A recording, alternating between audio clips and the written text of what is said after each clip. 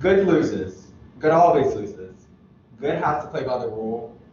Evil doesn't, says Henry Mills. Or is that so? My name is Eric Lee, and this quote has always intrigued me, so much that I've pondered on the most important figures in my life and what rules and regulations they may have to follow. Figures include SpongeBob, Danny Phantom, Shrek, Selena Gomez, Shrek, my mom, Shrek, and Santa Claus. Now, Santa Claus took my mind for a trip. How does a man in a village far, far away with help of hundreds of little elves provide joy to the entire world on the cusp of one night? Well, I found he hasn't always been successful in doing so.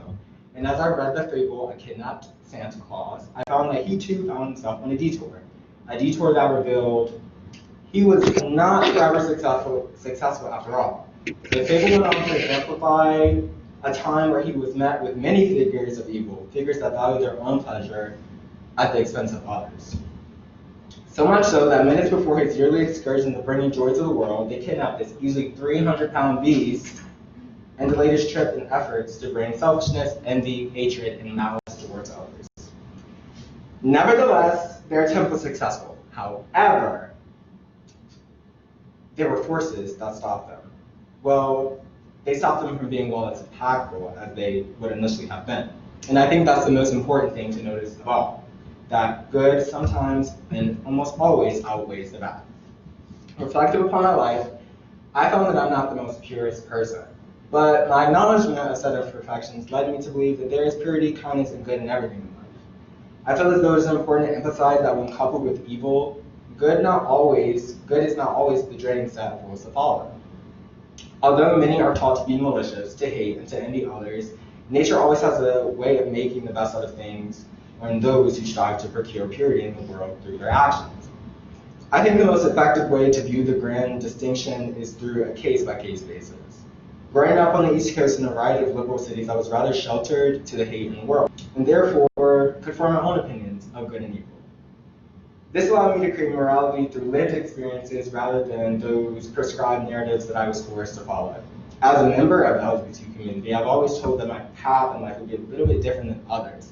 Although I grew up in a liberal community, the remainder of the world, a world that I wished to travel, was not as accepting as the diverse communities that bred my body and my soul. Learning to accept said fate and going beyond the town in which I grew allowed me to set myself up for unexpected tragedies that I may meet along the way. I believe, above all else, that I could have grown selfish and resentful of a world that was against part of who I am or who I remained to be open as. I think that's the key, remaining open. Allowing yourself space for varied perspectives is nothing more than allowing yourself to take a breather from the normalities you once lived. Living in Fort Bragg was the best thing for my mind, as I was met with many who were very similar to me and many who were very different from me. And I think that's the most important part of your stage. I was able to gain a sense of understanding that although difference indeed means polarity, it doesn't always mean hate. It can mean a lack of understanding. Understanding those misunderstandings could be the very thing that I have led me to my conclusions. Educating others and educating the difference does not always mean hate, but could mean a key to solve all issues faced with difference. Bringing education and understanding opens the door for discussion, and that not have been what I have always been told my whole life. Imagine a world where others took the time to understand the type of person you are, the time to take time to understand and listen. Make sure your reasoning is sound. It would be highlighted by the fact that understanding does not always have to be standing in agreement, but said difference could comply with existing in the same space. That is the most valuable form of purity.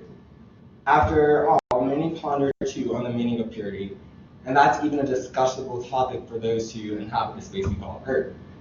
At the end of the day, the experience that you live, the intention, the reflection, are the most valuable aspects of life, because good always wins, and what rules are there we can create them ourselves. Thank you.